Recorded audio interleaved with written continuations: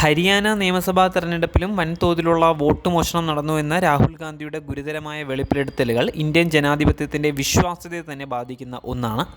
25 ലക്ഷം വ്യാജ വോട്ടുകൾ, ലക്ഷക്കണക്കിന് ഇരട്ട വോട്ടർമാർ, ബ്രസീലിയൻ മോഡലിൻ്റെ പേരിൽ 22 തവണ വോട്ട് രേഖപ്പെടുത്തിയത് തുടങ്ങിയ ഞെട്ടിക്കുന്ന വിവരങ്ങൾ തെളിവ് സഹിതം രാഹുൽ ഗാന്ധി പുറത്തുവിട്ടപ്പോൾ തെരഞ്ഞെടുപ്പ് കമ്മീഷൻ്റെ ഭാഗത്തു നിന്നുണ്ടായ പ്രതികരണങ്ങൾ ദുർബലവും അവ്യക്തവുമാണ്.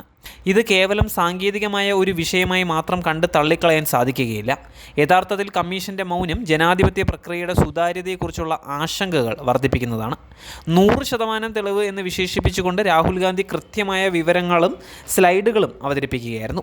എന്നാൽ തെരഞ്ഞെടുപ്പ് കമ്മീഷൻ നൽകിയ വിശദീകരണം കേവലം സാങ്കേതിക തലത്തിൽ ഒതുങ്ങി. വോട്ടർ പട്ടികയ്ക്കെതിരെ ഒരു അപ്പീലും ലഭിച്ചിട്ടില്ല എന്നും ഹൈക്കോടതിയിൽ പരിമിതമായ തെരഞ്ഞെടുപ്പ് ഹർജികൾ മാത്രമാണ് നിലവിലുള്ളത് എന്നുള്ളതാണ് കമ്മീഷൻ്റെ മറുപടി. ആരോപണങ്ങളെ നേരിടാൻ പര്യാപ്തമല്ല.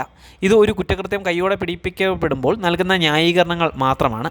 പ്രശ്നത്തിൻ്റെ ഗൗരവം ഉൾക്കൊള്ളാൻ കമ്മീഷൻ ഇനിയും തയ്യാറാവുന്നില്ല എന്നതാണ് യാഥാർത്ഥ്യം.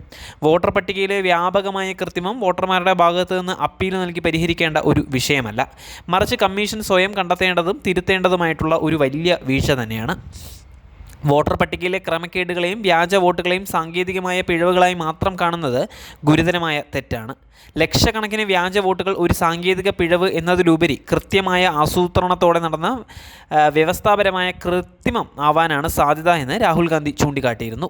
0 നമ്പർ നൽകി BJP നേതാക്കളുടെ വീടുകൾ ഉൾപ്പെടെ ഒട്ടേറെ വീടുകളിൽ ഒട്ടേറെ വോട്ടുകൾ രേഖപ്പെടുത്തിയതും ഒരേ ഫോട്ടോ ഉപയോഗിച്ച് നിരവധി തവണ വോട്ട് ചെയ്തതും കേവലം സാങ്കേതിക പിഴവുകളായി മാത്രം തള്ളിക്കളയാൻ സാധിക്കുകയില്ല.